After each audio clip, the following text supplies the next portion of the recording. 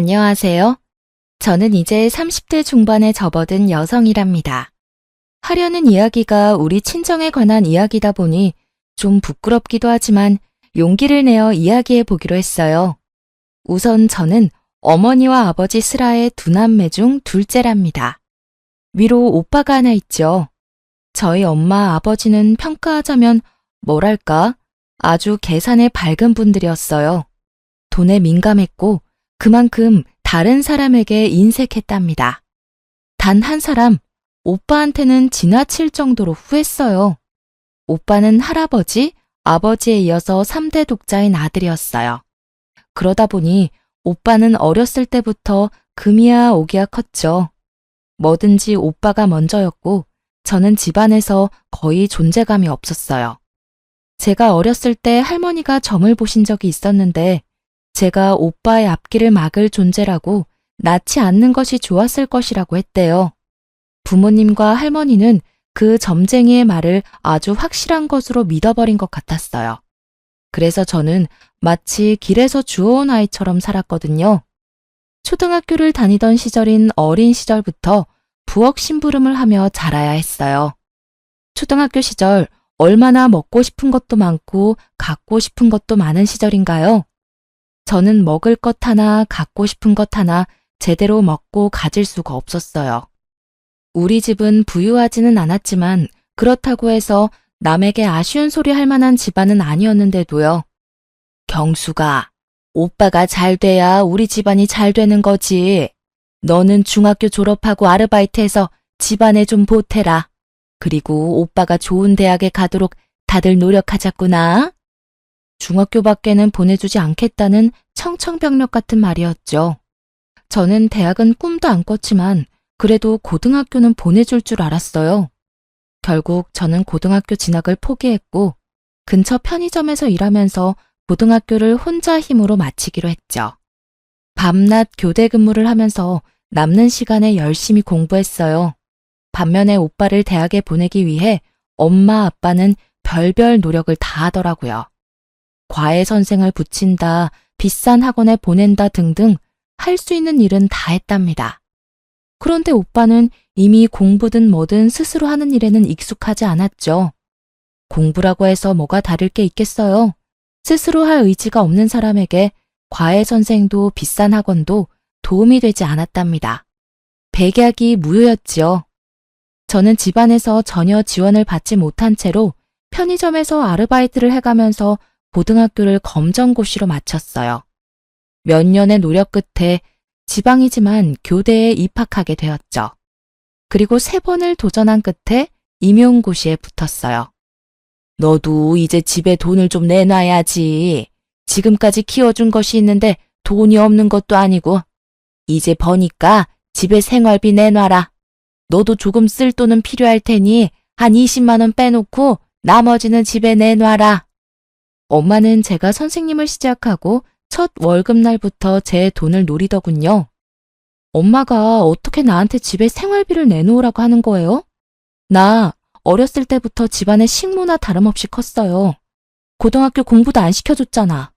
편의점에 취직할 때 미성년자라고 취직 안 시켜준다는데 부모 동의 받아오라니까 엄마 얼른 도장 찍어주던데요. 그 돈까지 달라고 했으면 지금 달라고 하면 안 되지. 설마 그 도장 찍어준 대가로 생활비 내놓으라는 거예요? 엄마가 저한테 해준 게 대체 뭐가 있다고 돈을 내놓으란 거예요. 엄마의 요구를 거절했어요. 그리고 아예 집을 떠나서 학교 근처에 자취방을 하나 구했죠. 집을 벗어나니 정말 세상이 자유롭더군요. 그러나 돈을 요구하는 엄마의 연락은 집요하게 계속되었어요. 오빠는 왜 나가서 아르바이트도 못한대? 오빠한테 나가서 일해서 집에 돈 내놓으라고 하세요. 분명 말하는데 나는 한 푼도 못 줘요.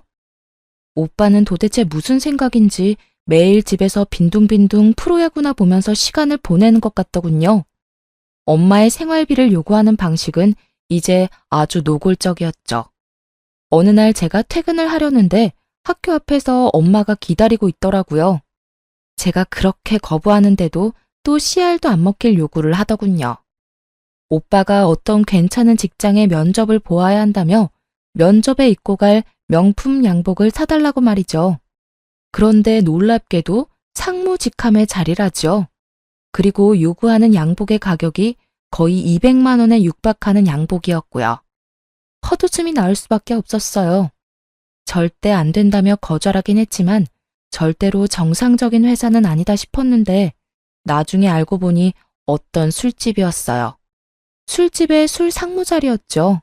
하긴 술 좋아하고 담배 많이 피우고 오빠에게 딱 맞는 자리라는 생각은 들었죠.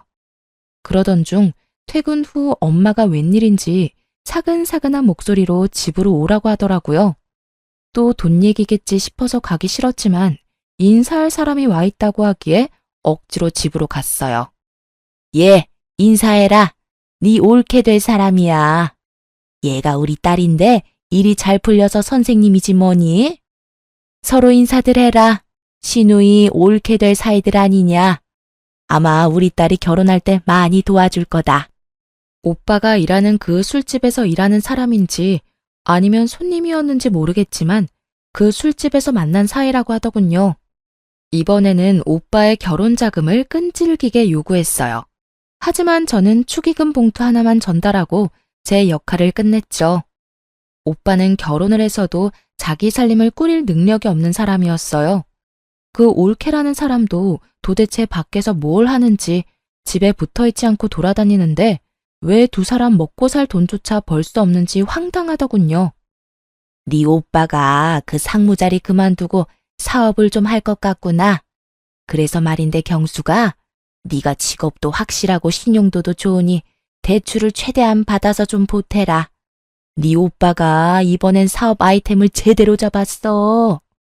생활비조차 못 버는 사람이 사업이라니. 그것도 대신 대출을 해달라고 부탁하는 엄마가 더 이상 제 부모로 보이지 않았어요. 저는 분명히 오빠한테 가는 돈은 못 해준다고 딱 잘라 말했고요. 한 푼도 못 내놔요.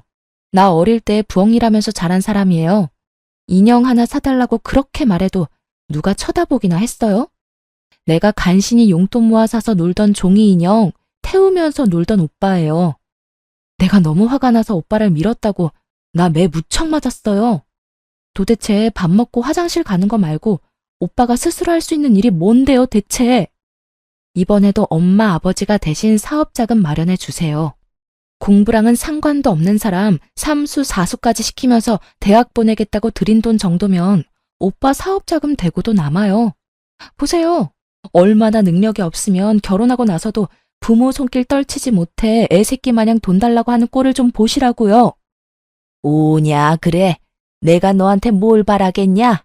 아이고, 제 오빠 앞길을 가로막을 것이라고 하더니만 아주 그 말이 딱 맞아. 제 오빠가 일을 하겠다는데 한 푼도 못 돕겠다고? 이게 낳고 키워준 대가냐? 엄마하고 이렇게 큰 싸움이 되었어요. 엄마가 절 한 대 칠 듯이 말했지만 제 입장을 굽히지 않았죠. 그런데 올케가 결혼한 지 7개월 만에 아들을 낳았어요. 알고 보니 속도 위반이었죠. 그렇게 세월이 지나면서 저도 이제 결혼을 생각할 나이가 되었어요. 같은 학교 동료 교사 한 사람이 제 마음에 들었죠. 학교 안에서 이 사람의 성실성과 근면함을 인정하지 않는 사람이 없었거든요. 인사고과 성적도 좋았고 학생들에게도 인기가 있는 사람이었어요. 그리고 그 사람을 아는 모든 사람들이 착하다고 평가하는 사람이었죠. 저하고는 나이 차이가 좀 있었거든요.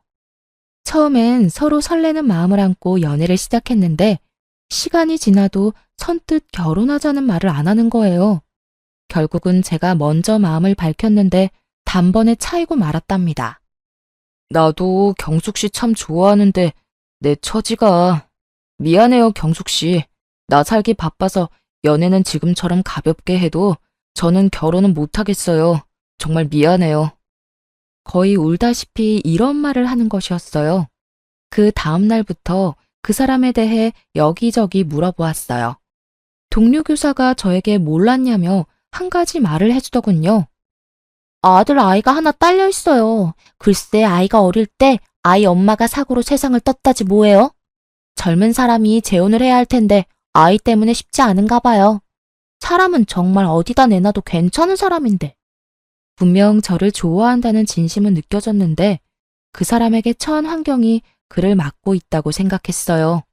오히려 제가 그를 더 좋아하고 있는 처지라 아이를 함께 키울 자신은 크게 없었지만 선뜻 고백을 해버렸죠. 이런 일에 처음부터 자신 있는 사람은 없다고 생각했어요. 가장이 번듯하면 아이가 딸려있건 없건 문제될 게 없다고 생각했고요. 그와 그의 아이를 키우면서 어려움도 같이 헤쳐나갈 마음의 준비를 했답니다. 저희 집에서는 한바탕 또 말거리가 생긴 셈이었죠. 하긴 네 주제에 그런 결혼밖에 더 하겠니? 부모한테 따박따박 대들면서 성질머리를 부렸었더니 아주 좋은 사람을 만났구나. 굳이 반대할 생각 없다. 네 마음대로 하려무나. 하지만 결혼 준비는 네가 다 알아서 해라. 네 오빠 결혼시켜서 돈도 없지만 말이다. 그렇게 그 사람과 100년 가약을 맺었답니다. 아이는 초등학교 1학년이었는데 눈이 똘망하니 귀여운 아이였어요. 신혼여행을 갔다 와서 친정이랍시고 인사를 갔는데 하다못해 사위 대접할 음식 하나를 제대로 만들어 놓지를 않았더군요. 제가 미안해서 남편에게 얼굴을 들 수가 없을 정도였어요. 그리고 어쨌든 제가 키우게 된 아이니 집에 인사를 시켰죠. 오빠의 아들과 내 아이에 대해서 차별은 뭐 보나 마나였죠. 아이는 둘인데 과자는 한 봉지만 사와서 어린 조카만 먹이는 것이었어요. 어릴 때 오빠와 저를 차별하는 것과 똑같더군요. 자칫하면 아이에게 저 어릴 때와 같은 상처를 줄 것만 같아 조마조마했어요. 아이가 참 어리지만 제 아빠를 많이 닮아 정말 착했어요. 남편은 말할 것도 없이 성실하고 착했고 아이도 수줍게 저를 잘 따랐어요. 남들이 뭐라고 하건 저는 정말 행복한 결혼 생활을 누리고 있었죠. 하지만 한 가지 걱정거리가 있었어요. 그것은 남편이 너무 착해 빠졌다는 것이었죠. 불쌍한 걸 보면 그냥 지나칠 줄 모르는 사람이었어요. 주머니에 차비 한 푼 안 남기고 길거리에서 폐지를 줍는 할아버지에게 다 털어서 드리고는 걸어오는 일도 있었어요. 그러던 중에 우리 집에 뜻밖의 사람이 찾아왔는데요. 웬 품이 있어 보이는 노신사가 저희 집을 두드렸죠. 저는 신명순 씨의 유언을 집행하러 온 변호사입니다. 신명순 씨가 유일한 혈족인 김남훈 군에게 상속분을 남기셨어요. 무슨 상속일까 싶어서 이야기를 들어보았는데 알고 보니 상속을 해준 사람은 아이의 친외할머니라는 것이었어요. 아이의 엄마는 그 할머니의 외동딸이었고 아이 외에 다른 혈족도 없다는 것이었죠. 그래서 아이에게 유언으로 단독 상속을 받도록 했다는 것이었어요. 그런데 그 상속의 내용을 보고 저흰 정말 깜짝 놀랐답니다. 경기권의 토지에 상가에 현금에 수십억에 달하는 재산이었어요. 아이 아빠도 자신의 전 장모에게 그런 정도의 재산이 있었다는 것은 몰랐다고 하더군요. 아이 아빠는 집이 좁아서 아이가 뛰놀기에 적당하지 않고 제가 불편할 것이라며 우선 집부터 옮겼고 그러고는 다른 일에 특별히 돈을 쓰지 않더군요. 학교도 그만두지 않고 여전히 성실하게 일했고 저 역시도 계속 학교에 나갔어요. 그렇게 평상시와 다름없는 일상이 흐르고 어느 날 친정에서 전화 한 통화를 받게 되었어요. 남편과 함께 친정에 가보니 그야말로 난리가 났더군요. 아이고 내 팔자야.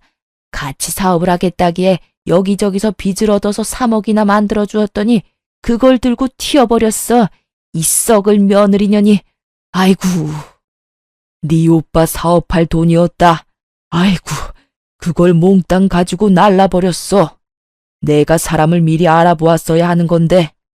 엄마가 땅을 치고 울고 있었고 아버지는 창가에서 담배만 피우고 있었어요.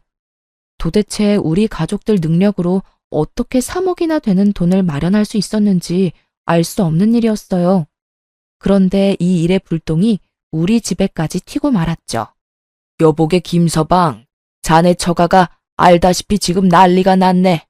3억 원만 좀 도와주게. 자네 입장에서 3억 원은 별 큰 돈은 아니지 않나. 꼭 좀 도와주게. 예, 경수가 네 남편한테 말 좀 해봐, 어서. 제게 부탁하면 씨알도 안 먹히니 마음 약한 남편을 건들기 시작했어요. 설마 착한 제 남편이 그러겠다고 말이라도 해버릴까봐 단번에 싫다고 거절했죠. 지금 그걸 말이라고 해요? 3억이 어디서 났는지 모르겠지만 3억을 관리 못한 오빠 책임이지 왜 우리한테 빌려달라 그래요? 돈 앞에서 치사하게 굴 때는 언제고 우리 식구한테 요구할 입장이 된다고 생각해요? 오빠가 스스로 일을 해서 벌어서 써야죠. 그놈의 사업. 사업할 주제도 안 되면서 그저 남 밑에서 일하기 싫어서 그깟 사장 소리 들으려고 사업하는 거 정말 우습지도 않아요? 올케라는 사람, 그 사람도 술집에서 만났다며. 그럼 이런 일 일어날 줄 몰랐다는 게 말이 돼? 앞으로 이 지긋지긋한 집이랑 인연 끊을 테니까 돈 빌려달라는 말 다시 꺼내기만 해봐.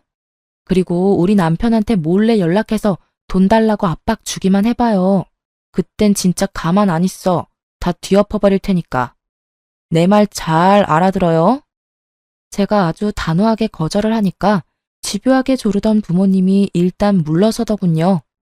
저는 이렇게 친정집으로부터 더 멀어지고 있었어요. 엄마, 아버지도 그리고 그 한심한 오빠도 더 이상 보고 싶지가 않더라고요. 착하디 착한 남편은 또 가족끼리 그러는 거 아니라고 저를 설득했고요.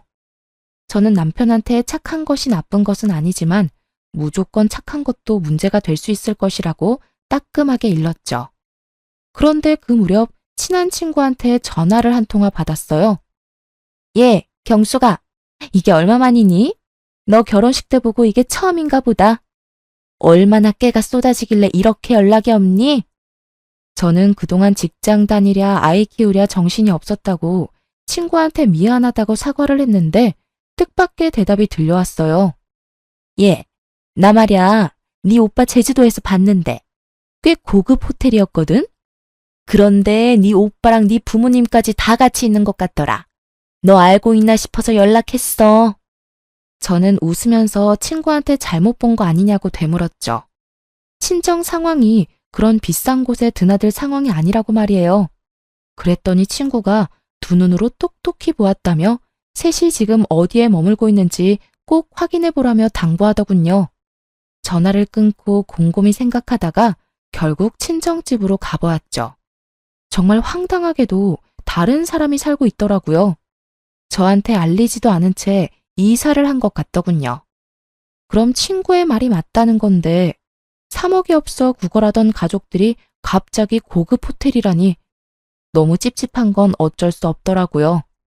남편에게도 이 사실을 알렸더니 갑자기 제게 충격적인 말을 건네더라고요. 여보, 갑자기 가족들이 전부 이사를 간 거 있죠? 아무리 연 끊고 살겠다고 내가 먼저 말은 했지만 이사 간 것도 말 안 하고 연락 두절된 게 가족이라고 할 수 있을까요? 당신은 혹시 뭐 들은 거 없어요? 사실 당신이 싫어할까봐 말을 못했는데 처남댁이 사업을 한다고 해서 돈을 빌려준 거 사실 나였어. 그리고 그걸 처남댁이 들고 사라졌다고 해서 해결해준 것도 또 나였고. 미안해. 처가는 어려운 것 같은데 당신은 죽어도 반대할 것 같고 해서 나중에 이야기해서 이해받아야겠다고 생각하고 그렇게 했었어. 미안해. 정말 미안해. 그러니까 처음에 오빠와 올케가 같이 사업을 하겠다고 해서 빌려준 돈 3억? 그걸 올케가 들고 튀었다면서 또 빌려간 돈이 또 3억이라는 것이었죠. 합쳐서 자그마치 6억이었어요. 이제는 저도 남편의 그 대책 없는 착한 성격에 대해 참을 수가 없었어요. 여린 사람이라는 것을 알면서도 대체 왜 그런 큰 돈을 제게 말도 없이 해줬는지 남편에게 큰 실망을 하고 말았어요. 6억이 6만 원인 줄 알아요? 당신 정말 왜 이렇게 내 말 안 들어? 그 돈이 거기 가서 쓸모 있는 곳에 쓰인다면 내가 말을 안 해. 보나마나 되지도 않을 사업에 투자해버리고 날릴 돈이었다고. 도대체 내가 우리 친정 도와달라고 말한 적 있어요? 왜 시키지도 않은 짓을 해서 날 이렇게 난처하게 만드는 거예요? 지금 내 속이 얼마나 끓고 있고 나문이한테 미안한 줄 알아요? 제발 그 성격 좀 고쳐요. 네? 무턱대고 착한 것만이 능사가 아니라고요. 착한 남편은 그저 미안하다는 말만 계속하더라고요. 친정 식구들이 결국 착하디 착한 남편의 성격을 이용해 저를 그리고 우리 집을 속인 것이었죠. 돈이란 거 그거 부질 없는 거야. 돈 때문에 그렇게 화내지는 마. 당신답지 않아. 돌아올 돈이라면 다 돌아오게 되어 있어. 어쨌든 그냥 드린 건 아니고 빌려드린다고 분명 말했으니 일평생을 두고 천천히 받으면 될 거 아니겠어? 그 이후로도 남편은 별 걱정이 없어 보였답니다. 그저 평상시와 다름없는 일상을 살았고 또 저만 속을 끓이고 말았죠. 남편과 아이에게 미안해하면서도 그만한 돈을 턱 친정 식구들에게 내어준 남편에게 바가지를 긁었답니다. 그러다가 저까지 그냥 있을 수만은 없다는 생각이 들었어요. 돈을 6억이나 떼어놓고도 착해 빠지기만 한 남편을 대신해서 아름아름 친정 식구들의 소식을 알아보기 시작했어요. 쉽지는 않았지만 돈을 써서 알아보니 금방 찾게 되더군요. 서울에 위치한 호화 빌라에서 떵떵거리며 사는 것 같더군요. 착해 빠진 남편은 제껴놓고 저 혼자 친정으로 찾아갔죠. 초인종을 누르자 안에서 화면으로 저를 본 엄마가 놀라더군요. 그런데 그 순간 계단을 올라와 친정 쪽으로 걸어오는 누군가의 얼굴에 소스라치게 놀라고 말았습니다. 돈을 들고 튀었다던 그 올케란 년이 손에 명품 로고가 붙은 쇼핑백을 잔뜩 들고 집으로 들어오다가 저에게 딱 걸린 거였죠. 올케를 붙잡아 세우고 같이 들어가기 전까지는 집에 못 들어갈 거라고 엄포를 놓았어요. 그냥 엄포가 아니라 정말 한 발자국도 물러설 생각이 없었거든요. 올케는 집으로 들여야 했으니 결국은 엄마가 문을 열었죠. 아버지와 오빠가 저를 보고 귀신을 본 듯 놀라더군요. 집에 와서 남편에게 친정 식구들의 소재지를 알아냈다고 이야기해 주었어요. 남편이 알 수 없는 미소를 띠더군요. 여보가 직접 알아낼 줄은 몰랐네. 그 돈 빌려드리면서 계속 사람 붙여서 당신 친정 식구들 움직이는 거 관찰하고 있었어. 당신이 괜한 고생을 했네. 저는 남편의 이런 말에 의아할 수밖에 없었답니다. 그러면서 남편이 제 앞으로 서류 봉투를 하나 내미는 것이었죠. 서류를 살펴보니 차용증이더라고요. 3억 원짜리 차용증 2장이었어요. 모두 공증까지 된 법적으로 완벽한 효력을 발휘할 증서라고 적혀 있었죠. 거기다가 아버지와 엄마, 오빠와 올케가 연대 채무자로 설정해 놓았더라고요. 나는 당신 친정 식구들이 당연히 이 돈을 떼어먹을 것이라고 생각했었어. 얼마 안 지나서 연락도 없이 이사하셨다는 것도 알았고, 다 알고도 당신한테 말을 안 한 건 당신 신경 쓰이지 않게 내가 알아서 다 해결하려고 했었고, 그러니까 너무 화내지 말고. 내가 어떻게 화를 내겠어요. 어떻게 그런 생각까지 할 수 있었어요? 그냥 물러빠진 줄로만 알았는데 다시 보이네요. 제가 그 차용증 사진을 찍어서 엄마 핸드폰으로 보냈어요. 이 차용증을 근거로 법적 대응을 할 것이니 알아서 처신하라고 말이죠. 엄마가 다음날 우리 집으로 찾아와선 허리를 굽히며 말하더라고요. 아유, 차용증까지 썼는데 우리가 설마 돈 떼어먹겠니? 그 돈 갚을 생각이었다. 그러니 사위한테도 걱정 말라고 해라. 그리고 무슨 부모 자식 간의 법적인 대응이냐? 그런 말 말고도 우리 이제 왕래하며 지내자꾸나. 그렇게 친정엄마가 위선적인 살가운 인사까지 하고 집으로 돌아갔죠. 한동안 아무 연락이 없었고 저도 계속 친정 식구들을 관찰하고 있었어요. 그러던 어느 날, 그날 제가 몸이 많이 아팠어요. 몸살로 며칠을 고생 중이었는데 정말 칠판에 글씨 쓸 힘도 없어서 어쩔 수 없이 교감 선생님께 대체 수업을 부탁하고 조퇴를 신청했어요. 그런데 집으로 들어가 보니 어떻게 들어왔는지 올케와 엄마가 저희 집에 들어와 있더군요. 당황한 건 서로 마찬가지였어요. 네가 왜 벌써? 아직 올 시간이 아닌데. 아니, 난 몸이 아파서 조퇴했는데 지금 우리 집에서 뭘 하는 거예요? 도대체 어떻게 들어왔어요? 왜 남의 허락도 안 받고 들어와요? 그런데 당황하던 엄마와 올케가 득이양양한 미소를 짓고 말했어요. 다 들어오는 방법이 있지. 그나저나 네가 그렇게 내세우던 차용증이 이제 우리 손에 있구나. 저는 순간적으로 차용증이 있었던 서재로 향했답니다. 남편의 책상 서랍 잠금 장치가 부서져 있었고 그 안에 있던 차용증이 둘 다 사라져 있었죠. 차용증을 손에 넣은 올케와 엄마는 아주 의기양양하게 집에서 나가더군요. 도어락 비밀번호를 어떻게 알았을까 싶었어요. 올케와 엄마가 그렇게 돌아가고 퇴근한 남편에게 말했어요. 차용증을 훔쳐갔다고 말이에요. 남편이 서재를 보더니 한숨을 쉬더군요. 걱정하지 마. 내가 다 알아서 할 테니까. 아무래도 일을 좀 더 빨리 진행시켜야겠네. 그러더니 어딘가에 전화를 걸어서 질문을 몇 가지 하더니 설명을 들은 남편은 고개를 끄덕이며 겉옷을 챙기기 시작했어요. 잠시 나갔다 오겠다던 남편은 어떤 신사분하고 같이 들어오더니 제게 얼른 친정으로 가자고 말하더군요. 영문도 모른 채 일단 남편을 따라 나섰죠. 친정으로 가자 의외로 쉽게 문을 열어주더군요. 아마도 차용증이 자신들의 손에 있다는 자신감 때문이었을 거예요. 가보니 네 식구 모두 있었어요.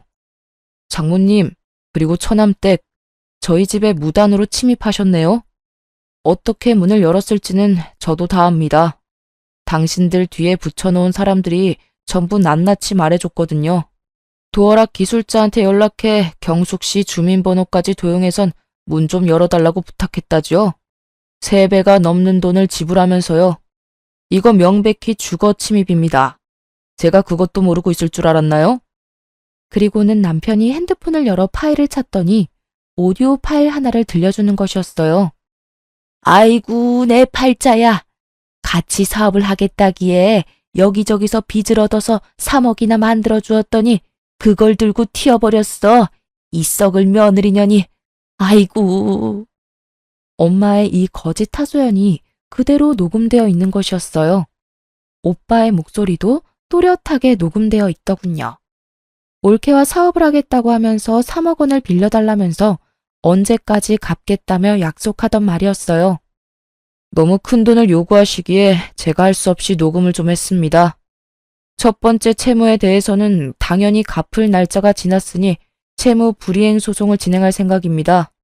그리고 두 번째 채무에 대해서도 도주한 사실이 없는 처남댁이 도주했다고 하면서 또 저를 속이셔서 돈을 빌려가셨으니 당연히 사기죄로 법의 심판을 받게 할 것이고요.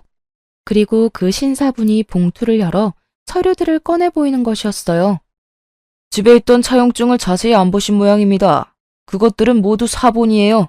정보는 공증을 마쳐서 제게 보관을 시키셨죠. 저는 이분의 변호사입니다. 엄마와 올케 얼굴이 새파랗게 질리는 것을 볼 수 있었죠. 에이, 자네가 설마 그걸 가지고 우리를 어떻게 하려고? 자네 착한 사람 아닌가? 그리고 그 돈 정도야 자네 입장에서 큰 돈도 아니고 말이야. 그저 저가 좀 도와주었다고 생각하면 되는 게야. 자네는 길거리에서 일하는 할아버지도 지나치지 못하고 도와준 사람 아닌가? 친정아버지는 당황하면서 이 사태를 없던 것으로 덮으려고 애를 쓰더군요. 아무리 화가 나더라도 친정아버지를 때릴 수도 없고 정말 제가 우리 할아버지로 환생을 하고 싶더라니까요. 그러면 하다못해 종아리라도 몇 대 칠 수 있잖아요. 길에서 일하는 할아버지야 그 연세에도 열심히 사시는 분이니 차비까지 털어서 도와드렸죠. 그분이 정말 필요한 일에 쓰시겠다고 6억을 빌려달라고 하면 저 또한 빌려드릴 용의가 있습니다. 스스로 노력이라는 걸 하는 사람이니까요. 그런데 지금의 경우는 그 경우하고 완전히 다른 것 같은데요. 이렇게 말하는 남편이 마치 처음 보는 사람 마냥 낯설게 느껴지더군요. 그 착해 빠진 사람은 어딜 가고 마치 영화에서 본 셜록 홈즈 같이 날카롭고 냉철해 보이는 남편이 제 눈앞에 서 있었어요. 제가 2번이나 아무 말 없이 도와드렸죠. 그리고 평상시에 제 성격을 아시고는 공증된 차용증까지 만드시고도 아무 일도 없을 것이라고 생각하셨겠죠. 하지만 말입니다. 동네를 돌아다니는 코딱지만한 강아지도 꼬리를 밟히면 짖는 법입니다. 제 믿음을 2번이나 배신하셨어요. 만일 정말로 처남과 처남댁이 사업을 할 돈이었고 그걸 처남댁이 들고 사라졌다고 한다면 저 이 차용증 사용하지 않았을 겁니다. 그런데 네 분이 완전히 저를 바보로 생각하셨네요. 그래서 2번에 걸쳐 6억을 저를 속여 뜯어내신 거였고요. 애초에 처남과 처남댁의 사업 얘기부터가 거짓이었죠. 엄마는 훔쳐낸 차용증이 사본이라는 것을 알고는 이성을 잃고 씩씩거렸죠. 거실을 이리저리 돌아다니면서 분을 삭히려고 하는 것 같았어요. 오빠랑 올케는 무릎까지 꿇고 천처를 부탁한다며 애절하게 빌더라고요. 우는 소리 듣기 싫었던 저는 코웃음 치며 말했죠. 점쟁이가 오빠 앞길을 제가 막을 것이라고 했다더니 그 말이 정말 맞네요. 저는 선처해달라고 말할 생각이 없어요. 감히 사기를 쳤으니 혼 좀 나야죠. 그런데 제 말을 들은 엄마가 이성을 잃고 제 머리채를 잡고 흔드는 못 볼 꼴이 벌어졌죠. 남편이 뒤늦게 떼어놓으려 하는데도 엄마는 정말 있는 힘을 다해서 매달리더라고요. 도저히 뿌리칠 길이 없을 정도로 힘이 강했어요. 그 순간 하필이면 함께 데리고 온 아이가 부딪혀 벽에 튕겨지고 말았어요. 아이를 맡길 마땅한 곳이 없어서 함께 온 것인데 방 안에 들어가 있으라고 일렀더니 어른들 고함 소리가 들리자 무서워서 나온 것이었죠. 부딪힌 머리 쪽에 피가 보였고 피를 보더니 엄마도 흠칫하는 것 같았죠. 저 아이가 내 집을 함부로 드나들 때부터 기분이 안 좋았어. 건방지긴. 경숙이 너하고 피는 한 방울도 안 섞였는데 똑같구나. 어찌나 맹랑하고 당돌한지 아주 볼 때마다 똑같다 싶었다니까. 아이에게 정말 눈물이 날 정도로 미안했어요. 급히 119를 불렀고 응급실 한편에 누운 아이의 손을 잡고 울음을 터뜨리고 말았어요. 나문아, 엄마가 미안해. 정말 미안해. 우리 나문이 잠깐만 병원에 있으면 집에 갈 수 있다고 의사 선생님들이 그러셨어. 갑갑해도 잠깐만 누워있자. 응? 다행히 뇌나 머리뼈에는 이상이 없다고 하더군요. 하지만 봉합수술을 했어요. 상처가 깊었고 꽤 많이 꿰맸다고 의사가 말하더군요. 저는 아이의 침대 곁 의자에 앉아 아이의 손을 꼭 붙잡고 계속 서러운 울음을 울었답니다. 그런데 남편이 이제야말로 화가 제대로 난 것 같았어요. 남편이 말하더군요. 다른 건 다 참아도 내 가족에게 함부로 하는 것은 못 참겠다고요. 당연히 민 형사상의 책임을 모두 묻겠다고 했죠.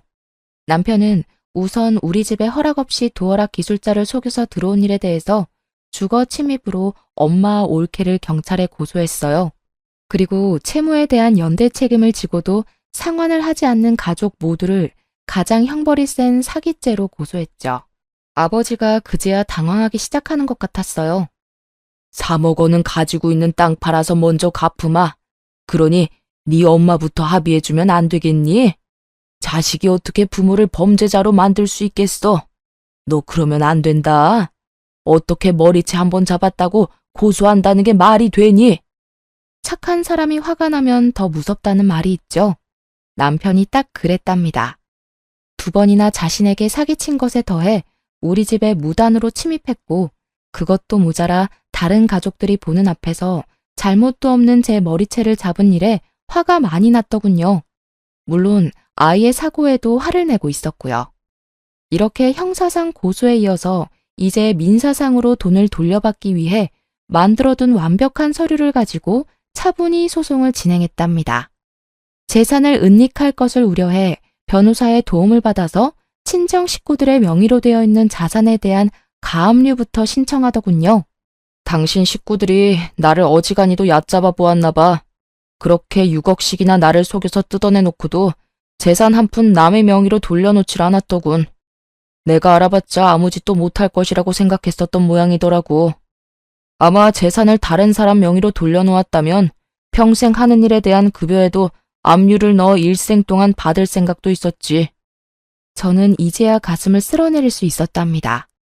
도와줄 때는 진심으로 도와주었지만 친정에서 제가 결혼 전까지 겪은 서러운 일들을 모두 들은 남편이 미리 완벽한 서류를 만들어둔 것이었죠.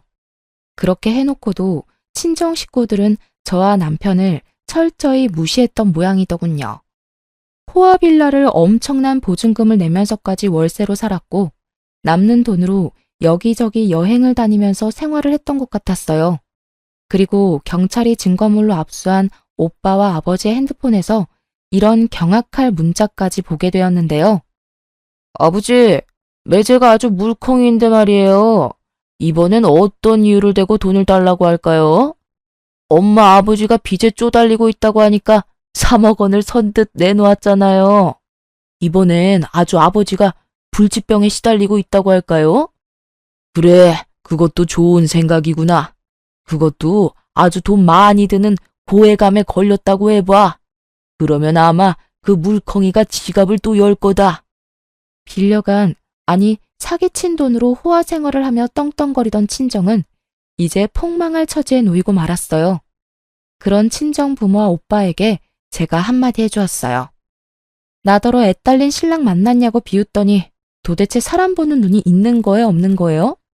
올케 절대로 좋은 엄마나 며느리 될 사람 아니었어요. 그것도 못 알아보고 착한 사위는 이용하고 도대체 어떻게 사람들이 이래요? 스스로 살아갈 생각은 전혀 없고 기재라도 걸려서 다행이지. 아무 죄 없는 남편이랑 제가 피눈물 흘리는 건 안중에도 없죠. 모든 법적인 절차를 다 동원해서 당한 값은 모두 되돌려 줄 테니까 알아서들 하세요. 집안 사정이 이렇게 되자 올케네는 매일 밤 부부싸움이 일어난다고 해요. 얼마나 크게 싸우는지 옆집 할머니가 신고를 다 했더라고요. 정말로 올케가 집을 나가겠다고 선전포고를 했는지 부모님도 한 번 더 찾아와 제게 싹싹 빌더군요. 그런데 정말 친정 식구들 구제불능이었어요. 다른 사건 하나가 또 저를 웃게 만들었답니다. 친정 일이라면 이제 아주 서러운 일이라도 눈물보다 웃음이 먼저 나오더군요. 올케와 오빠가 물건을 집어던지며 싸우다가 조카 아이가 다쳤다더군요. 그런데 아이가 다치자 병원으로 데려갔고 그 과정에서 아이의 혈액형을 알게 되었는데 B형이라고 나왔대요. 오빠와 올케는 혈액형이 모두 O형이라고 했어요. 결국 조카가 오빠의 친자식이 아니었다는 것이었죠. 오빠가 올케에게 아이를 데리고 나가라고 또 한바탕 전쟁이 났다죠. 엄마와 아버지가 올케를 내쫓았다더군요. 올케에 대한 주거 침입건은 여전히 조사 중이었는데 뜻밖의 사실을 알게 되었는데요. 올케가 먼저 만나던 남자가 있었는데 결혼은 하지 않고 동거를 했었나 봐요. 아마 아이의 친부되는 남자였겠죠. 올케가 그 남자에게서 돈을 빌렸는데도 갚지 않자 이 남자가 고소를 했고 사기죄로 유죄 판결을 받은 전력이 있다고 했어요. 이런 사실이 드러나자 올케는 도주의 위험이 있다고 경찰이 여겼는지 구속수사로 전환시켜 착실히 조사받고 있는 중이고요. 그 여자 처음 본 순간 어떤 사람인지 제가 딱 알아보았죠. 시집에 인사하러 온 여자가 짧은 치마에 화장은 또 어찌나 진한지 화장 두께가 1cm는 될 것 같았거든요. 오빠나 올케나 독인 객인이라고 생각했었죠. 우리 아이의 상처는 빠르게 아물고 있었지만 제 친정에 대한 마음은 식구들 앞에서 제 머리채를 잡던 그 순간에 아주 완전히 닫혀버렸죠. 저는 이제 친정과는 확실히 절연했고요. 하지만 지금도 끈질기게 합의를 요구하고 소송을 취하해달라고 싹싹 빌고 있어요. 남편과 저는 절대로 그럴 생각이 없다는 입장이고요. 사람과 사람 관계라는 것이 참 어렵다는 생각이 들더군요. 도대체 자신들 슬하에 태어난 모두 같은 자식인데 저한테만 왜 그렇게 심하게 대하며 키웠는지 엄마에게 물었었죠. 점쟁이가 네가 우리 집안에 재수가 없는 아이라고 했다. 원래 내다 버리라고 했었어. 그 말을 들었어야 했는데 그러지 못해서 이렇게 됐구나.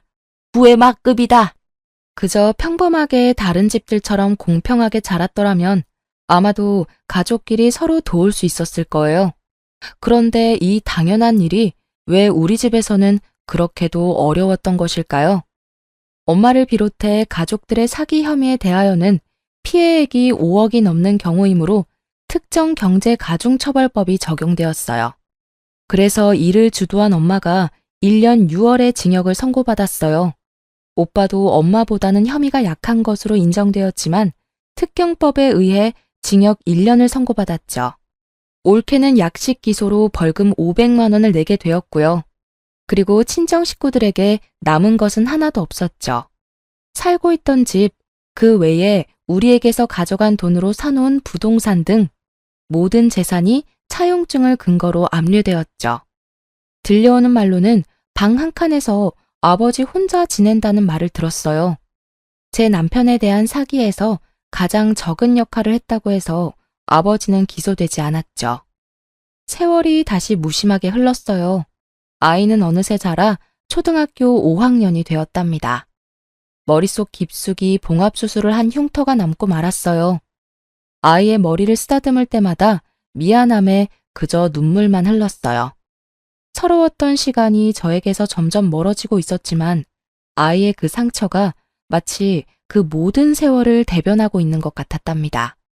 그리고 사람의 기억이라는 것이 그렇게 쉽게 지워지는 것은 아니더군요. 어렸을 때부터 시작해서 아이의 머리가 그렇게 다칠 때까지의 과정이 자꾸만 생각나지 않을 수 없었어요. 제가 무얼 어쨌다고, 도대체 집안에 무슨 죄를 지었다고 그렇게까지 증오를 표출했는지 정말 알다가도 모를 일이었어요. 사기죄로 검찰이 엄마를 기소하고 재판을 받는 과정에서도 재판부에 빌긴 했지만 가끔 저와 눈이 마주칠 때 그 눈빛으로 보아 결코 진심으로 잘못했다고 생각하지 않는다는 것을 알 수 있었죠. 최근엔 우리 가정에 경사 하나가 생겼답니다. 다름 아니라 제가 임신을 하게 된 것이었어요. 차별, 생각만 해도 끔찍한 그 일을 혹시 제가 저지르지 않을까 내심 큰 걱정이 되었어요. 내가 우리 나문이하고 이제 곧 태어날 아이를 조금이라도 차별하는 일이 생기지 않을까요? 나도 사람이고 무엇보다 핏줄이라는 게 무서운 거라서 내가 조금이라도 그 사람들을 닮지 않았을까 걱정이 되거든요. 아이를 가졌다고 마냥 기쁠 수가 없어요. 당신 집안에서 누구 하나라도 중심을 잡고 잘못된 것이라고 했었다면, 예컨대 아버님이라도 그러셨다면 일은 많이 달라졌을 거야. 우선은 당신이 반듯한 사람이고 내가 있잖아. 동생이 생긴다는 말에 남훈이도 좋아했어요. 손을 꼽아가면서 동생을 기다리는 것 같더군요. 비록 오빠가 있었지만 형제간의 정이라는 것은 생각도 못했던 제 어린 시절의 처지가 다시 생각났죠. 우리 아이들은 그런 일 없이 잘 자라나겠죠? 지금까지 지지리도 부모 복은 없지만 남편 복과 자식 복은 있는 제 이야기를 길게 들려드렸어요. 앞으로 제 앞길에는 행복한 일만 있을 것이라고 생각한답니다. 긴 글 끝까지 들어주셔서 감사합니다.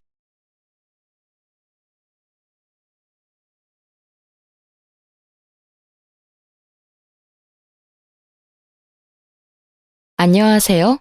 저는 불과 얼마 전 호구 전 남편과 헤어진 1년 차 된 싱글맘입니다. 얼마 전에 전 남편의 부모님과 만날 일이 있어서 만나고 난 뒤 이혼 전의 기억이 떠올라 이렇게 글을 쓰게 됐어요. 솔직히 별로 알리고 싶지는 않은 이야기들이지만 제가 당한 일들이 다른 사람들에게도 일어나지 말란 법은 없잖아요. 그런 주의와 당부의 마음으로 글을 쓰게 됐네요. 저와 남편은 7개월이라는 짧은 시간의 연애 끝에 결혼을 하게 되었어요. 주변에서도 봄, 여름, 가을, 겨울은 만나봐야 사람 됨됨이를 알 수 있다고 했지만 그렇게 길게 연애하지는 못했어요.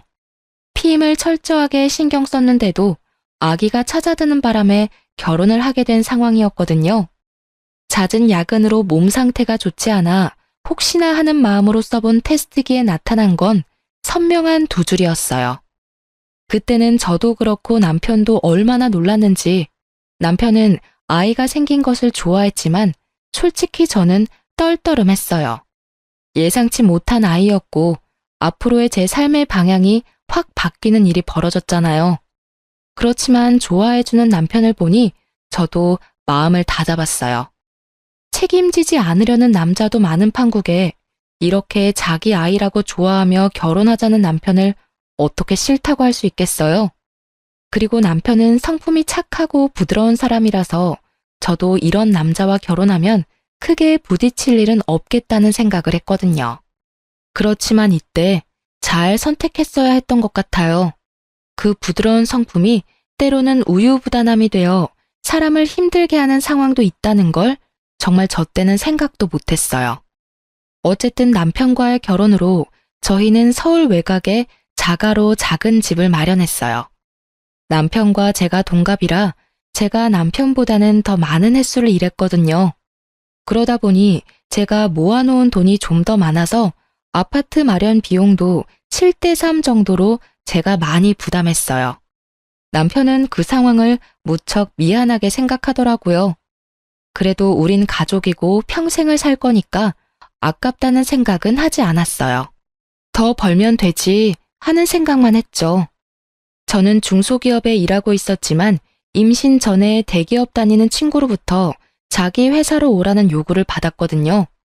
솔직히 가고 싶은 마음이 굴뚝 같았는데 애가 생긴 것도 생긴 거지만 시부의 말 때문에 가지 못했어요. 여자가 잘나면 집안이 망한다고 하시더라고요. 당시에 저도 남편도 중소기업에 다니고 있었거든요. 시부는 그 이야기를 하시며 제게 전업주부를 했으면 하는 바람을 내비추시더라고요. 그렇지만 저는 그렇게 하고 싶지 않았어요. 솔직히 이제 곧 애 태어나면 돈이 얼마나 많이 들지도 모르는데 맞벌이조차 안 하면 그건 문제잖아요. 전업주부도 남편이 잘 벌어야 가능한 거지. 시부의 그런 말이 야속하기도 하고 짜증나기도 했지만 저는 이렇게 말씀드렸죠. 양가 부모님한테 무슨 일이라도 생기면 남편 버는 것만으로는 감당 안 될 수도 있다고요. 그리고 매달 용돈도 드리려면 맞벌이는 해야 가능하다고 했더니 그제야 입을 딱 닫으시더라고요. 여자가 잘난 건 싫으시지만 여자가 벌어다 주는 돈은 좋으셨던 건지. 그렇게 양가의 중간선에서 타협점을 찾으며 우리 부부의 결혼 생활은 안정을 찾아가는 듯 했죠. 그렇지만 언제나 불행은 뜬금없이 찾아오는 거더라고요. 남편과 제가 시댁에서 하룻밤을 보내게 된 날이 있었어요. 그날은 명절이었고 일찍 잠에 들어버리신 터라 TV를 켜서 보는 것도 죄송한 마음에 남편 휴대폰으로 같이 예능을 보기로 했었어요. 30대 두 사람에게 10시는 그리 늦은 시간이 아니잖아요. 그렇게 같이 그걸 두고 나란히 누워서 보는데 남편 손이 툭 떨어지더라고요. 옆을 보니 새근새근 잠을 자고 있길래 저는 이불을 남편에게 덮어주고 마저 남은 예능을 보고 자야지 하고 화면에 집중했죠. 그런데 남편 폰으로 카톡이 계속 오는 거예요. 예능 보는데 계속 신경이 쓰여서 남편 단톡방 알림을 꺼놓으려고 단톡방에 들어갔어요. 그 단톡방은 남편의 유일한 모임이었고 저도 알고 있는 모임이었어요. 남편의 초등학교, 중학교 동창들인데 남편과 결혼 전에 제일 먼저 소개받은 것도 이 모임의 친구들이었죠. 여자 둘에 남자가 넷이고 여자 중 한 명은 유부녀, 한 명은 싱글맘이에요. 남자는 남편을 포함한 두 사람이 유부남이고 나머지는 솔로였죠. 다 아는 친구들이고 친한 사이니까 신경 안 쓰려고 했는데 대화의 내용이 요상하게 흘러가더라고요. 남편이 그 싱글맘한테 새로 출시한 스마트워치를 선물해줬다는 이야기였죠. 손목에 껴서 휴대폰 대신 전화통화도 되는 제품이었죠. 저조차도 너무 비싸서 사달라고 부탁하기 미안한 제품이었는데 그걸 남편이 그 여자한테 사줬다는 카톡을 보니 완전 뒤통수 제대로 맞은 기분이 들었거든요. 슬슬 졸리던 머리가 순식간에 맑아지는 기분이었죠.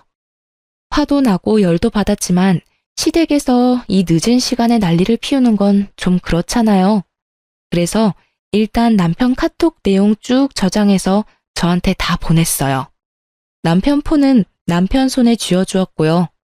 그리고 제 폰으로 그 카톡 내용을 읽는데 진짜 답 없는 내용들이 과거로 갈수록 더 많더라고요. 저와 만나기 전부터 꾸준하게 그 여자에게 뭔가를 계속 사줬던 걸 알게 됐어요. 제가 처음 본 워치는 그나마 그 많은 물건들 중 비싼 축에 속했지만 매달 거의 매주 이 여자는 남편과 단톡방의 친구들에게 뭔가를 사달라고 뻔뻔하게 계속 요구했더라고요. 아기 장난감, 아기 구두, 아기 옷 이런 게 없다는 식으로 많이 말해서 친구들이 이것저것 보내줬다는 내역이 있더라고요. 그리고 그 뒤로 많은 게 고장난 물건들이었어요. 아니, 무슨 집에 고장난 물건이 그렇게 많은지 한 달에 한 번씩 가전이 부서지는 게 있을 수 있는 일인가요? 믹서기, 공기청정기, 토스트기, 밥솥까지 종류도 다양하게 고장나서 고치는데 돈이 많이 든다며 글을 올리고 그 글에 또 남편은 돈을 보내주고 이런 악순환의 연속이었죠. 오죽하면 애 생일날 축하해주고 싶은데 돈이 없다는 말까지 해서 돈까지 받아갔으니 그렇지만 저는 남편이 돈을 그 여자에게 줬다는 것보다 남편이 그 여자의 아이를 하원시켜주고 데리고 놀러 갔다는 데에 더 큰 충격을 받았어요. 특히 저와 사귈 때 바쁜 일 있다며 약속을 깬 날에는 그 여자와 함께 있었다는 걸 알게 됐죠. 5월 5일 어린이날이요. 그때 저와 놀러 가기로 해놓고는 남편이 당일 못 간다고 연락 왔었거든요. 당연히 이 내용들을 토대로 저는 남편이 그 여자와 바람을 피는 건 아닐까 하는 의심이 들었어요. 그런데 그런 낌새는 전혀 없더라고요. 사랑한다, 좋아한다, 그런 이야기는 일절 없고 사무적으로 고맙다, 너 때문에 이번에도 잘 보냈다, 이런 이야기뿐. 긴가민가 하면서 고민하다가 결국 이러다 제가 말라 죽을 것 같아서 정면 돌파를 선택했어요. 남편이 집에 오기를 기다렸다가 남편 밥 먹을 때 카톡 내역 보여주며 이게 뭐냐고 물어봤죠. 이거 도대체 뭐야? 스마트워치를 그 여자한테 사줬다는 이 대화. 아니, 이 여자가 뭔데 당신이 이 비싼 걸 해줘? 혹시 너 그 싱글맘이랑 바람 피니? 무슨 소리야? 절대 아니야. 얘랑은 그런 거 아니라고. 젊을 때부터 혼자 애 키우고 사는 거 보니 딱 해서 친구들이 십시일반 모아서 도와주는 거지. 절대로 다른 의미로 그런 거 아니야. 당신 말대로면 워치는 사치품이잖아. 그냥 시계도 많을 텐데 왜 굳이 스마트워치야? 그 여자가 이거 사달라고 요구했던데 당신은 왜 그걸 사준다고 한 건데 말이 안 되잖아. 힘들고 딱 해서 도와주는 건 나도 이해하지. 근데 스마트워치는 생필품이 아니지. 당신은 사주면서 그런 생각도 안 들었어? 그런 생각이 들기도 했는데 근데 또 안 사주면 너무 나쁜 사람이 될 것 같기도 하고 애가 저렇게 사달라고 부탁하는데 거절하기에는 또 미안하기도 하고 그렇지만 그거 사줬다고 해서 내가 걔랑 그렇고 그런 사이라는 건 절대 아니야. 그것만은 믿어줘. 그래? 착한 사람이 되고 싶을 뿐이었다는 거야? 근데 그 착한 사람은 돈 없으면 못 되는 거니? 당신 친구들은 꼴랑 몇천 원, 몇만 원짜리 도와주고 하던데 너는 왜 몇십만 원짜리 물건으로 도와주냐고. 비싼 물건뿐이면 차라리 말을 안 해. 근데 자기가 뭐라고 그의 어린이집까지 가서 하원을 시켜주는 거야? 너 그러다 그 여자의 입학식, 졸업식까지 같이 가서 사진도 찍겠다? 이거 이해 못하는 내가 이상한 거니? 아니면 이게 이상하다는 걸 이해 못하는 네가 이상한 거니? 자기야, 들어봐. 나는 그 친구가 너무 딱해서 그래. 어린 나이에 임신까지 했는데 일 저지른 놈은 책임도 안 진다 그러지. 결국 어린 나이에 혼자 애 놓고 대학도 못 가서 제대로 된 직업도 못 가졌잖아. 게다가 걔가 막 함부로 놀러 다니거나 일진 같은 애였으면 우리도 안 도와줬을 거야. 그런데 걔가 얼마나 성실하고 밝은 친구였는데. 남편 놈은 저의 성난 노성에 도리어 저를 설득시키려고 하더라고요. 이건 완전 심파가 따로 없었죠. 눈물이나 한 바가지 흘려주고 싶대도 그게 남의 남자 주머니에 있는 돈을 가져가는 여자에게 흘려줄 수 있는 건 아니잖아요. 열심히 침 튀겨가며 설명하는 남편의 말을 저는 뚝 잘라 먹었어요. 당신이 나랑 결혼을 안 하고 아직 사귀는 사이였으면 이런 행동이라도 이해는 했을 거야. 물론 그 상태였다면 결혼은 못했겠지? 다른 여자한테 지극정성 쏟는 남자랑 결혼을 왜 해? 근데 말이지, 우리는 결혼을 했어. 결혼하고 나서 이런 행동을 하는 건 오해의 소지가 많다는 생각 해본 적은 없어? 솔직히 내가 지금 오해를 했다 하더라도 당신이 반박할 수는 없는 입장인 건 알고 있을 거 아니야? 바꿔서 생각을 해봐. 내가 다른 남자들한테 이런 거 다 받아가면서 살았다고 하면 당신이 나를 이해해 줄 수 있었겠어? 그거랑은 다른 문제지. 당신이 싱글맘이 아닌데 그런 걸 받으면 양다리거나 어장관리잖아. 그거랑은 확연히 다르지. 그럼 다르게 말해볼게. 내가 당신 만나면서 정말 불쌍하게 사는 내 남사친한테 돈이며 시간이며 다 퍼다 주고 있다고 생각해봐. 그러면 넌 어떻게 생각할까? 아, 내 와이프가 참 착하구나 하는 생각부터 들까? 이 여자 바람난 거 아니야? 하는 생각부터 들까? 그 말을 하자 남편이 순간 답을 못 하더라고요. 내가 싱글맘이고 아니고가 중요한 게 아니야. 너는 지금 내 남편이고 나랑 결혼을 했는데 그 여자한테 돈이며 시간 더 퍼다 주고 있는 게 문제라는 걸 너만 모르는 것 같은데? 네가 책임져야 할 가족은 너랑 나랑 우리 아기 그리고 양가 부모님 말고는 없어. 친구라면 조금씩 도와줄 수는 있지. 그런데 그런 식으로 도와주는 건 서로 너무 선을 넘은 거 아니야? 그치만 어떻게 모른 척해. 애가 그렇게 힘들다고 뭐라 하는데. 우리가 도와줄 수 있는 부분이 있으면 도와줘야지. 그래서 계속 그렇게 돈이랑 시간을 퍼다 줄 거야? 못한다고 그 여자한테 이야기해. 내가 보는 앞에서 전화를 하던지 카톡을 보내던지. 못하겠어. 나 완전 나쁜 놈으로 보일 거 아니야. 네가 못하겠으면 내가 할 테니까 그 여자 연락처 내놔. 제 말에도 남편은 연락처를 줄 생각을 안 하더라고요. 끝까지 자기가 나쁜 사람 될까봐 겁내는 그 모습이 진짜 짜증났어요. 저는 남편 앞에서 폰 열어서 단톡방에 있는 그 친구들 중 한 명에게 문자를 보냈어요. 할 말이 있는데 그 싱글맘 전화번호 좀 달라고요.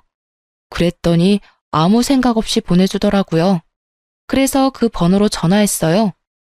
남편이 눈앞에서 무슨 일이 벌어지는지 걱정하는 눈치였지만 저는 이 상황을 두고 볼 수는 없었어요.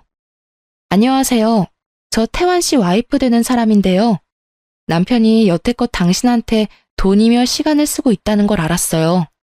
태환 씨 저랑 결혼한 사람이고 부탁할 만한 거 있으면 다른 사람한테 해주세요. 솔직히 유부남하고 계속 엮이면 오해받는 건 당신이잖아요? 이보세요. 저랑 태환이는 당신이 태환이 만나기 훨씬 전부터 친구였어요. 솔직히 왜 우리 사이가 당신한테 제안받아야 하는지 모르겠네요. 친구 사이는 친구 사이, 부부 사이는 부부 사이. 그걸로 끝 아닌가요? 서로 간에 선은 넘지 않는 게 좋을 것 같은데요. 선을 넘는 게 누군지 몰라서 이러세요? 솔직히 당신이 우리 남편한테 가져가는 돈이 적은 돈이 아니잖아요. 친구랍시고 매번 도와달라는데 유부남한테 그런 식으로 해달라는 건 곤란하죠. 그리고 왜 우리 남편이 당신 아들 하원까지 시켜줘야 해요? 주변 사람들이 당신이랑 우리 남편이 바람핀다는 소문나면 좋겠어요? 그 말을 하니 싱글맘이 말이 없더라고요. 저는 이 여자가 그걸 싫어한다는 걸 깨닫고는 좋게 타일렀어요. 좋게 말할 테니 지금부터는 정상적인 친구처럼 지내주세요. 관계를 아예 끊으라는 말이 아니잖아요. 상식적인 관계로 지내줬으면 좋겠어요. 그렇게 말하고 전화를 끊었고 남편 얼굴은 완전 하얗게 질려버렸더라고요. 남편 앞에서 스피커폰으로 대화를 나눴거든요. 그리고 이후 불시에 남편 통장과 카드 내역을 확인했지만 그 싱글맘에게 돈을 주는 건 없더라고요. 이쯤에서 확실하게 잘라낼 수 있어서 다행이라고 생각하며 안심을 했지만 상황이 그렇게 좋게 흘러가지만은 않았어요. 제가 남편에게 그 싱글맘에 대한 주의 경보를 내린 후 남편은 그럭저럭 잘 지내는 듯 보였어요. 쓸데없이 돈 나갈 데도 없고 그 여자 부탁에 달려나가지 않아도 되니 본인 나름대로는 그것도 편했나 보더라고요. 그런데 이상하게도 어느 날을 기점으로 남편이 상태가 안 좋아 보였어요. 안절부절 못하거나 초조해하며 집 초인종 소리에 무척 예민해졌죠. 초인종이라도 울리면 불이 나게 인터폰 앞으로 가 화면을 확인하더라고요. 이상하다 싶었는데 그 이유가 며칠 뒤에 밝혀졌어요. 그것도 저희 집이 아닌 시댁에서 말이죠. 그때는 시부의 생신이어서 시댁에 방문한 상태였는데 초인종이 울리더라고요. 뭐 시켜 먹은 것도 없고 하니 그냥 시부모님 지인인가 했는데 남편도 시댁이라 그런지 초조함이 사라진 채 느긋하게 있더라고요. 그런데 시동생이 인터폰을 확인하더니 아는 척을 하더니 문을 열어주더라고요. 누구냐고 묻는데 들어오는 사람을 보니 머리가 띵하더라고요. 바로 그 싱글맘이었어요. 저는 의아한 상태로 남편 얼굴을 봤는데 남편 얼굴이 헬쑥한 것이 여기서 바로 눈치챘죠. 남편이 저 여자 때문에 며칠을 초조해했다는 것을요. 앞으로 있을 일에 대비해 저는 폰을 몰래 꺼내 동영상을 누르고 제가 항상 매는 크로스백 가방 앞에 꽂아뒀어요. 물론 카메라를 앞쪽으로 해서 말이죠. 남편은 그 여자 얼굴을 보더니 당장 그 여자 팔을 잡고 끌었어요. 뭐 하는 거야? 나와서 이야기해. 못 가. 너나 놔? 여기 있는 사람들도 진실을 알아야지. 너 혼자 빠져나가려고 그러지? 아니, 이게 무슨 일이야? 이 저자는 누군데 여기 와서 이 난리고. 결국 참다 못한 시부가 큰 소리를 쳤어요. 그랬더니 남편이 그제야 난감한 얼굴로 그 싱글맘의 팔을 놨어요. 안녕하세요. 이렇게 인사드려서 죄송해요. 저는 너무 억울해서 여기까지 찾아왔어요. 제가 지금 임신 4개월이거든요. 그런데 애 아버지가 저기 있는 태환 씨예요. 그런데 그동안 저 사람이 돈 한 푼을 안 주더라고요. 그게 바로 저 와이프 탓이고요. 그간 얼마나 저한테 악독하게 굴었는지, 만나지 마라, 돈도 달라고 하지 마라, 얼마나 못되게 굴었는지. 저 여자가 저를 괴롭혔어요. 그 웃기지도 않은 총극을 지켜보고 있노라니 어안이 벙벙하더군요. 그녀의 등장에서 어느 정도 예상은 했는데 이 정도로 연극을 할 줄은 몰랐던 거죠. 아무리 봐도 저 여자는 남편의 친구가 아니었던 모양이에요. 그때 제가 해준 충고 같은 거는 처음부터 의미가 없던 거였죠. 저는 아주 열받은 표정으로 남편을 쳐다봤는데 남편 표정도 저 못지않게 똥 씹은 표정이더라고요. 가만 보니 저 사람도 이 상황이 자기가 바란 상황은 아닌 듯 보이더라고요. 그래서 제가 남편에게 먼저 물었어요. 그래서 저 말이 진짜야? 저 여자 뱃속의 애가 당신 애야? 나도 잘 모르겠어. 그 말을 하며 머리를 벅벅 긁는 남편을 보니 더 답답하더라고요. 그게 무슨 뜻이야? 제대로 말하라고. 여기 있는 사람들 답답해서 돌아가시기 전에. 딱 한 번 잤어. 그것도 술에 취했던 터라 기억도 잘 안 나고. 거짓말. 한 번이 아니라 여러 번이었어요. 처음에만 술에 취해 있었고 그 뒤에는 술 취한 적도 없어요. 봐요. 이 사람도 거짓말만 하고. 불쌍한 내 새끼. 남편의 말을 굳이 정정하는 상간녀를 보며 저는 화가 머리 꼭대기까지 났어요. 그래서 지금 여기서 두 사람이 잤다고 이렇게 당당하게 이야기하는 거예요? 그거 불륜이라는 뜻인데 저는 불륜을 그냥 두고 넘길 생각은 없어요.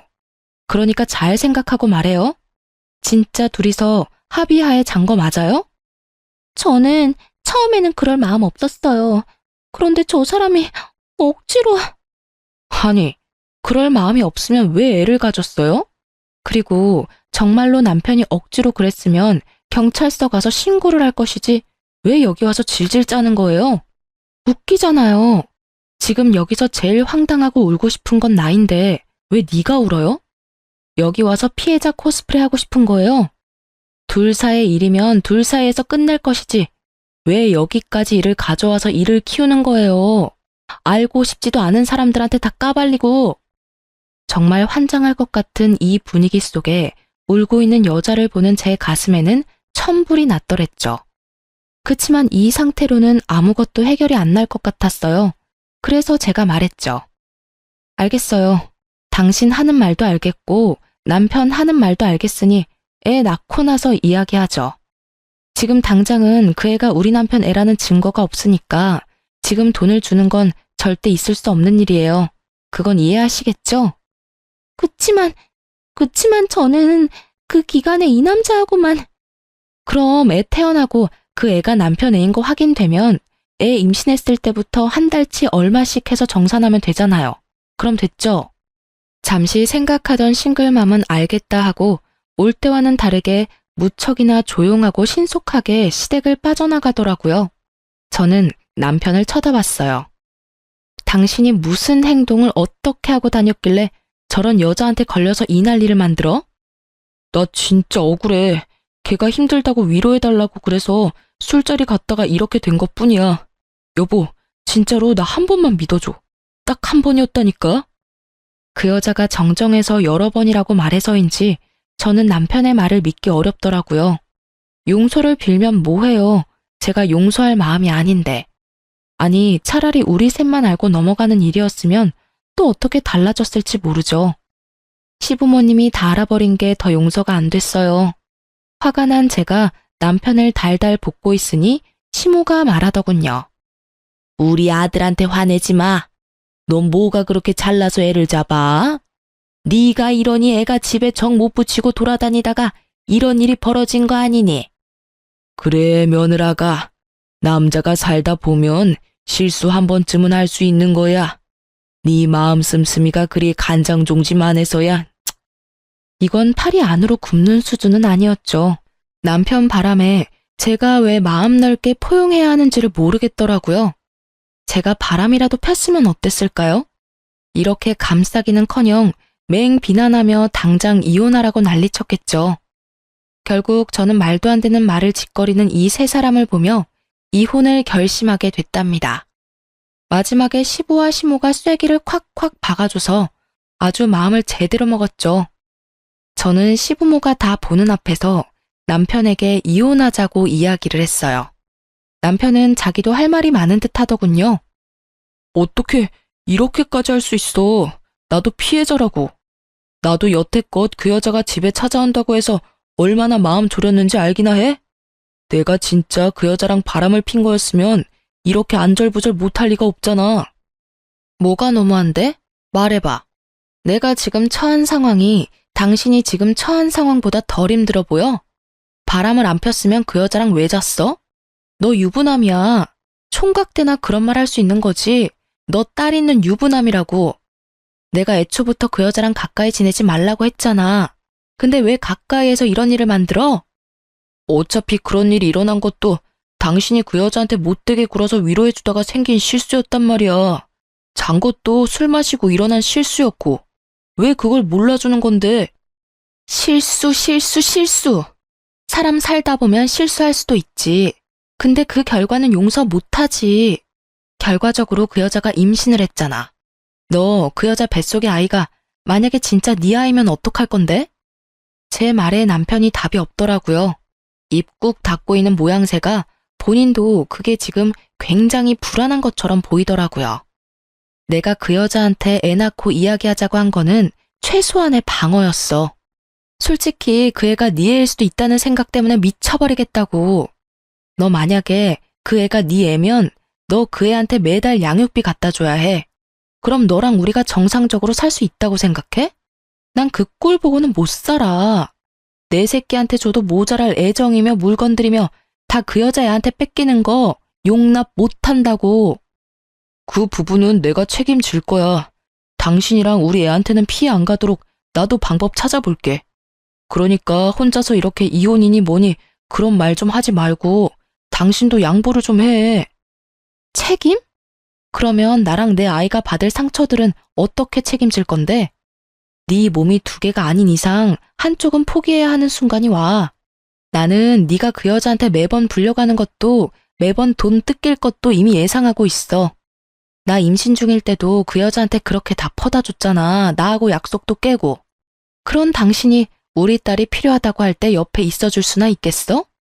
매번 그 여자한테 휘둘리며 돈이나 뜯기길래 주의를 줬는데 결국은 또 그 여자한테 엮여서 이런 일이나 만들잖아. 앞으로 얼마나 많은 날을 그 여자 때문에 가슴속에 돌 하나 얹은 채 살아야 하냐고. 나 그 짓 못해. 그만해라. 아들놈이 아무리 잘못했어도 며느리 너도 이러는 거 아니야. 그리고 너 이혼하면 어떻게 먹고 살 거야? 네가 무슨 재주가 있어서 혼자 벌어 산다고. 그냥 돈 벌어다 주는 남편이 있어야 편안하게 사는 법이다. 참고 살아. 시간 지나면 다 해결될 일이야. 죄송하지만 아버님, 저요 생각보다 능력 좀 되는 사람이에요.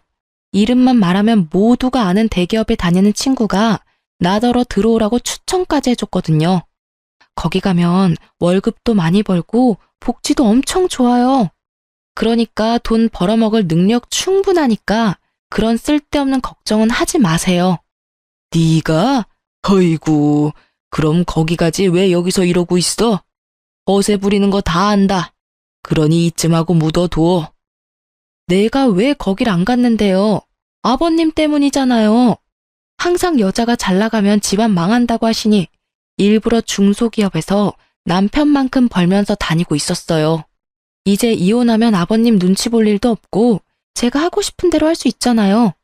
이혼하면 저도 대기업 들어가서 돈 열심히 벌 거예요. 너 잘난 대로 살겠다고 남편 앞길을 이렇게 막아? 네가 잘나면 얼마나 잘났다고 우리 아들 길을 이렇게 죽여놔? 이혼하고 싶으면 해. 이야기 들어보니 우리 아들 잘못만도 아니구만. 남편 앞길을 제가 막았어요? 그 여자랑 이 남자가 자진해서 지 앞길 막은 거지. 왜 저한테 따지세요? 제가 뭘 잘못했는데요?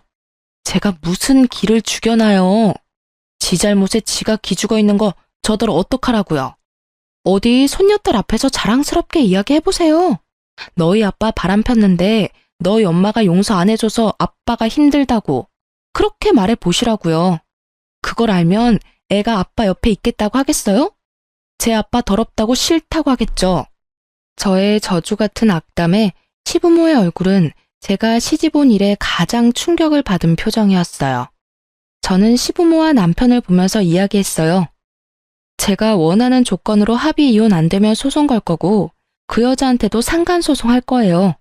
그리고 애는 무조건 제가 데리고 갈 거예요. 친권, 양육권 절대로 지킬 거니까 그렇게 알고 계세요. 저는 다음날 바로 남편에게 이혼 서류를 건네고 보란듯이 대기업으로 이직했어요. 남편은 그 뒤에 저에게 찾아와 빌더라고요. 미안해. 내가 이렇게 빌게. 나 그 여자랑 인연도 다 끊을 거고 친구들 인연도 다 끊을게. 그러니까 제발 이혼은 하지 말아줘. 아직 애도 어리고 아빠가 얼마나 필요한지 알잖아. 미안한데 그 이야기는 지금 할 이야기가 아니라 네가 그 여자랑 붙어먹기 전에 내 충고를 듣고 했어야 할 이야기지. 지금 그게 다 무슨 소용이야? 나는 당신이랑 열심히 벌어서 그 여자한테 양육비 주고 싶은 마음 요만큼도 없어. 그러니까 이혼은 절대로 번복 안 해. 네가 진짜 딸한테 좋은 아빠이고 싶으면 면접 교섭권 써서 애나 잘 만나러 와. 뭐 아직 어려서 아빠 없으면 더 잘 클 것 같지만. 그렇게 이야기하고 남편을 보냈어요. 뒤늦게 왜 그런 말을 하는 거죠? 이미 자신이 호구라는 걸 알았을 때 나한테 고마워하며 그 여자랑 관계를 끊었어야죠.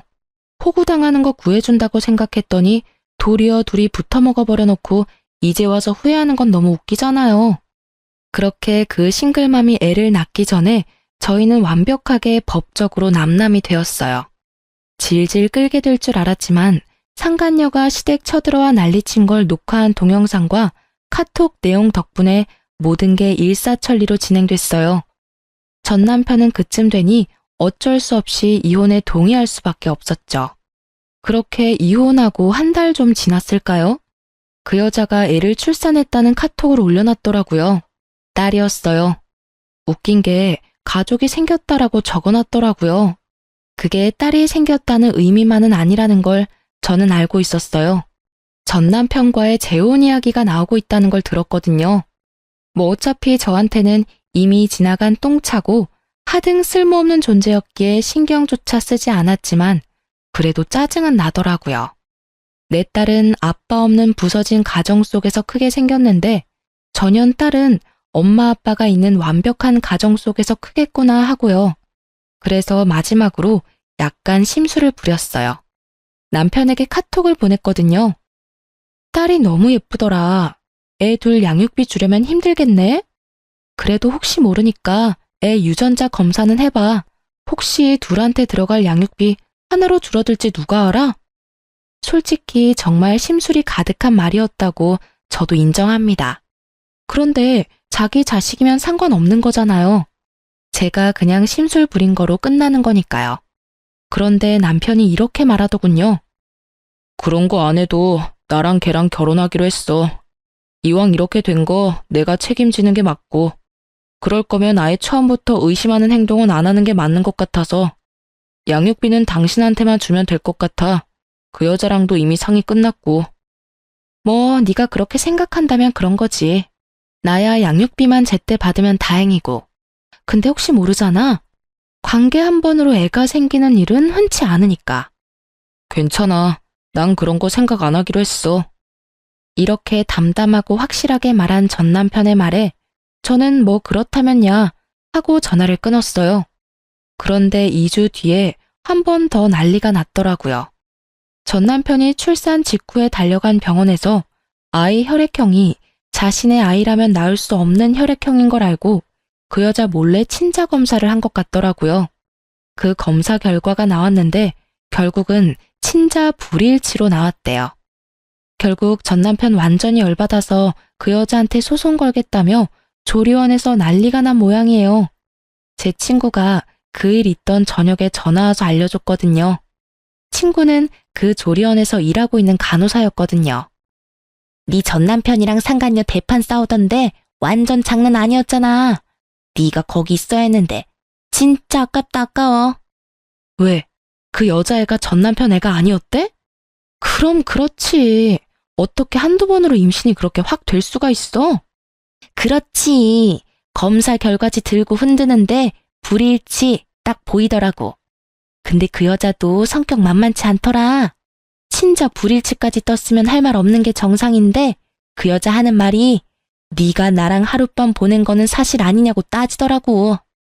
네 전 남편은 술에 취했는데 네가 사기치려고 잤다고 한 거 아니냐고 따지고 결국 마지막에는 네 전 남편이 상간녀 위자료 안 내준다고 너 혼자 내라면서 가더라고. 근데 그 뒤에 여자 표정 완전 살벌하더라니깐.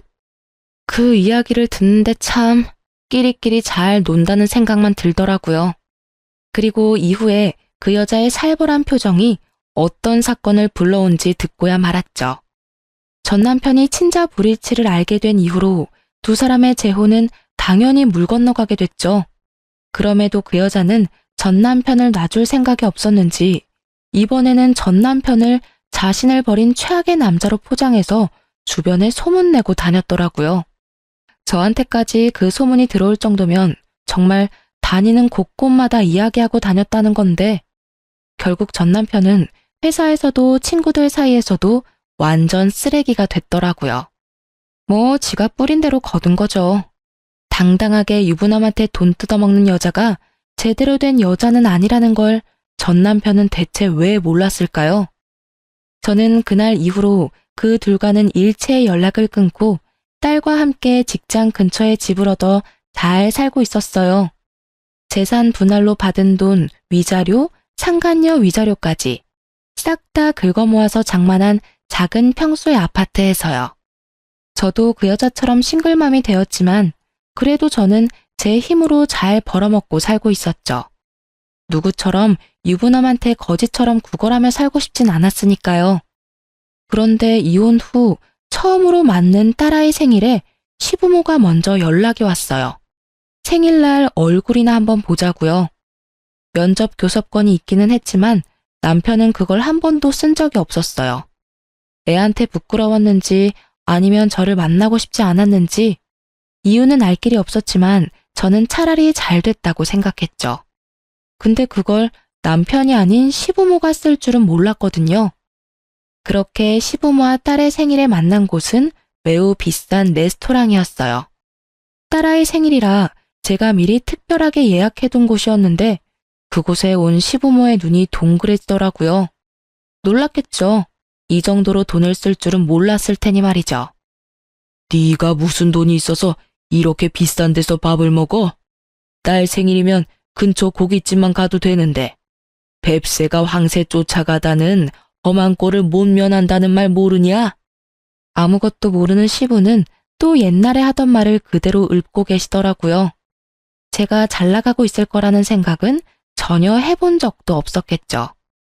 그 사람하고 이혼하고 직장 옮겼어요. 새로 옮긴 직장은 월급이 저번 직장보다 2배는 뛰었어요. 월급 수준 생각하면 여기서 밥 한 끼 먹는 건 부담 아니에요. 두 분 것도 예약해놨으니까 맛있게 드세요. 그리고 손주도 많이 보고 싶으셨으니까 어렵게 전화 주셨을 텐데 많이 보고 가세요. 제가 시부모에게 그렇게 이야기하자 시모가 쭈뼛거리며 제게 말하더군요. 사실 애 생일에 네가 애를 제대로 안 보고 있을까봐 걱정돼서 연락했어. 혼자 일하면서 애 보는 게 보통 힘든 일이 아니잖아.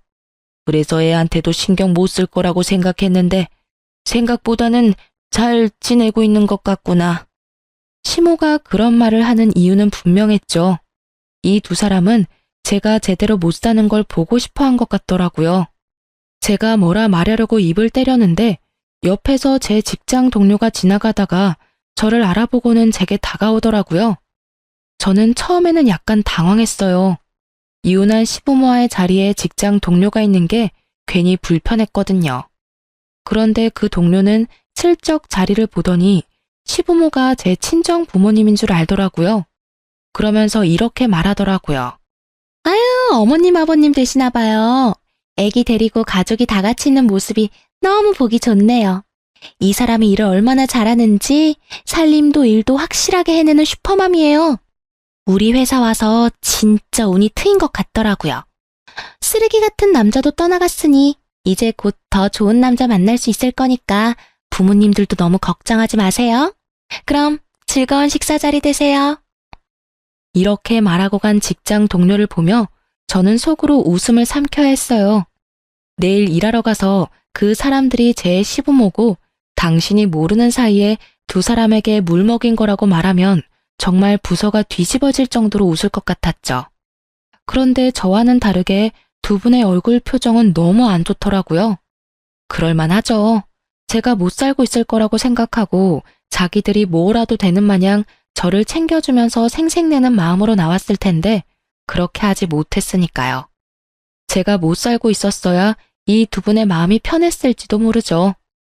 자기들이 생각한 대로 맞아떨어졌다며 좋아했어야 했는데 저는 그와는 정반대로 살고 있으니까요.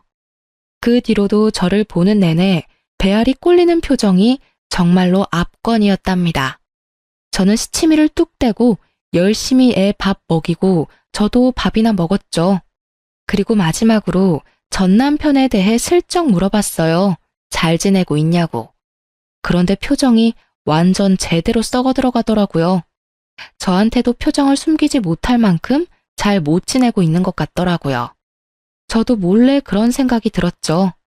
잘 살고 있어서 미안하게 됐네요. 하는 고소한 마음이요. 두 분하고 헤어지는 길에 말씀드렸어요. 저번에 전 남편한테 들었어요. 그때 그 여자랑 재혼한다고 했다면서요? 전 남편한테 전해주세요. 행복하게 잘 살라고요. 저는 다 알고 있었지만 모르는 척 그렇게 말했죠. 불난 집에 기름 붓고 싶은 마음에서요. 남의 마음을 그 정도로 갈기갈기 잘라놨으면 당신네들 마음도 그 정도쯤은 찢어져 봐야죠. 제 말에 웃지도 울지도 못한 채로 두 사람은 떠나갔고 저는 집에 와서 속이 후련하도록 웃었어요. 정말 그동안의 앙금이 다 흘러내리더라고요. 그리고 나중에 들은 소식인데 전 남편뿐만이 아니라 상간녀도 결국은 자기 업보 그대로 돌려받았더라고요. 상간녀가 전 남편이랑 재혼 틀어지고 완전 악에 받쳐서 주변에 소문 엄청 냈잖아요. 그게 전 남편이 그 소문에 반박을 안 해서 소문이 더 번진 거였거든요. 그런데 전 남편이 떡하니 자기 카톡 프로필에 친자 불일치 서류를 찍어다가 올려놨더라고요. 결국 그것 때문에 전 남편 욕하던 사람들이 전부 상간녀 쪽으로 화살 돌려서 엄청 비난했다고 하더라고요. 게다가 상간녀 신상까지 탈탈 털리는 바람에 꽃뱀 소리 들으면서 그 모임 친구들한테도 손절당했다고 하더라고요. 게다가 그 여자가 둘째 애를 전 남편 자식이라고 바락바락 우겨서 결국 진짜 그애 아빠한테도 버림받아서 애 양육비도 못 받고 애 둘 키운다고 하더라고요. 어째요? 이제는 십시일반 도와줄 친구들도 없는데 말이죠. 전 남편은 오해가 다 풀렸지만 사람에 대한 불신으로 굉장히 소극적인 사람이 되었다고 하더라고요.